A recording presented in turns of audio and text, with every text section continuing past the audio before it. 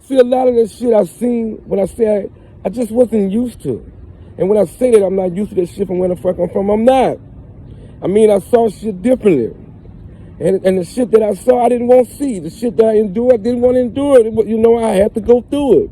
I put myself in a bad situation many times. But this here time, it just fucked over me. It costed me. It costed me a lot of years going through this shit back and forth, in and out.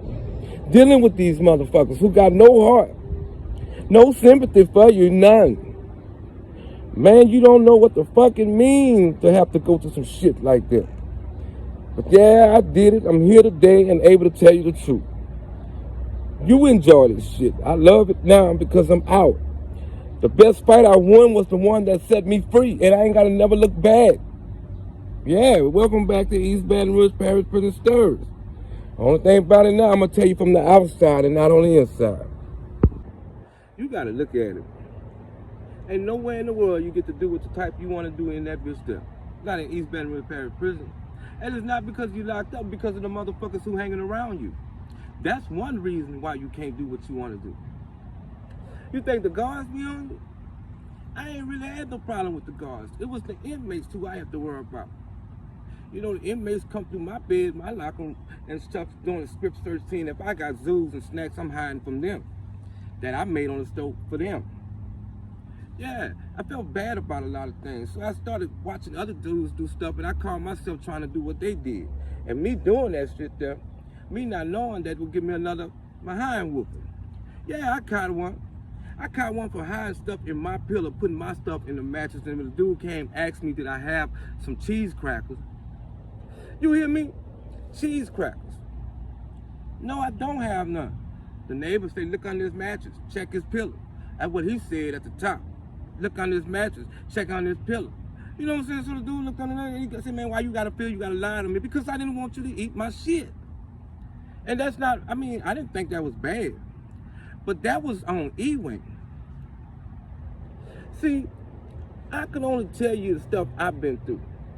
And what makes my shit so raw and so real is because it's the honest truth. I can't come out there and tell you I was a dog. No. I ran like one. Yeah. I can't come out there and tell you I beat anybody behind. No, because I took them all. I got them all. I felt like I did. I can't go in. It's just I couldn't do that. So what I did, sat there and told y'all what I went through. And I got plenty more stories to tell you. But all my stories are based on real life. And I'm here to tell you this here. I done got beat up many a times. I done got stuff taken away from me many a times. I done been through it all. I thank God that some of my stuff's still intact and he kept me there. But a lot of dudes you see today on these streets ain't gonna make it. Because who you think your friends ain't your friends. They come in there thinking that their boy that's been locked up 8-9 months, that's their dogs now. They still friends because they know him from the street. He more raw and cutthroat than it is. But see me, I tell you, I wasn't from BR. And no matter what, if anybody tell you anything about BR not on the inside, just on the outside, on both sides. Them boys ride to die together. They stick together against any prey. And I was a prey and I took that shit. I cried many nights. I had to. What else I'm gonna do? Huh? I done seen dudes on the phone crying too, but acting like they tough and hard, begging their mamas to get them out of jail, been in and out that sucker many a times, having that opportunity. I done seen that, fussing and yelling at their mamas. These kids that they ain't got no structure, misguided. And there's nobody telling them what's really going on. So that's why I told my stories. And I'm gonna continue to tell them. But the only thing about mine, they real. Man, today, why y'all think I'm able to tell y'all these stories, bro? It's because it's still in my head. Constantly. Sometimes I be in my house, I feel like I'm living with the warden. You know, real talk. like I'm an inmate in my shit. You know, do this, do that. You know, I'm just telling you based on true stories. You know what I'm saying? Like, yo, they playing out like I was in hunts. We had work call. I had to go through that shit. That shit's still in my head. Picking on the grass, making sure nothing in it, you know, for free. Goose picking, hunts, that's what they do. You don't just lay in that camp. Nah. But that's why these stories are so important. I gotta tell you about it. Because if I don't tell them, they're gonna be looking stupid, like clueless. Oh, they watching them, they better be. Just like the time I'm in Callahoola. So you don't get the privilege to say when you wanna get shipped. You know what I'm saying? When you get on that list and your name and they say call out Callahoola or call out Pine Prairie or call out Rivers or call out any Wave, you know, any one of them satellites, they call you out. And you gotta pack your shit. And this is the crazy part. All the stuff that you paid for and bought that you had with you, well, I ain't had shit because everybody always took my shit.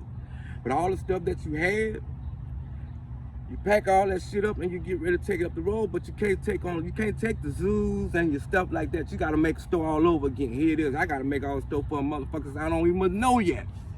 And it's based on true stories.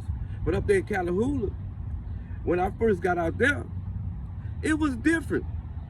We was way in the middle of the country and nowhere. I don't know nobody and nobody know me. So it's that time when you get in there and they start classifying you. And when people don't know what classified is, and putting you where you're gonna go in. And they call my name out for D-Don. And I heard dudes talking about up there, but I never had the privilege to go up there until they called me. And like I said, this is my first time. And they had this line. It was an orange line on the hall. And I didn't know that the orange line was supposed to keep the inmates on the right side and you're not supposed to go on the left side. I mean, not knowing that, they ain't give me no instructions. They ain't telling me, they just had me in shackles, my hand and my feet. That's what they had me in shackles. And I'm telling you, when they did that, I started walking. They started saying, you go to your dorms, follow this. So I accidentally, that's what I said, accidentally walked on the left to the left side of the line. Man, you know them guards will beat you. Literally, your first time. They did it to me. I got whooped for that. So the inmates seeing me getting whooped, they calling me all kind of names already. I got a rep on me on my back up the road now. So here it is, I'm going to D-Don. And me not knowing that what it's looking like in there because it's my first time in there. My first time in there. Man, I go in that sucker, bro. It's like a super dome. It's just closed, you understand me? It was closed up. And they had a bunch of beds. I seen a bunch of beds. It was like over 100, 200 beds in that sucker. You heard me? Over 200 beds in that sucker. And as I looked, I seen dudes that I had in the parish that know that the type of guy I was. Now I got a mark on me now. I can't play hard because the dudes already know what type of dude I am. I can't do that. So as I take my mattress that they gave me and the little zoos that I do have going in my rack, hey Marlon, what up, dog? And here's where it starts. But y'all stay tuned.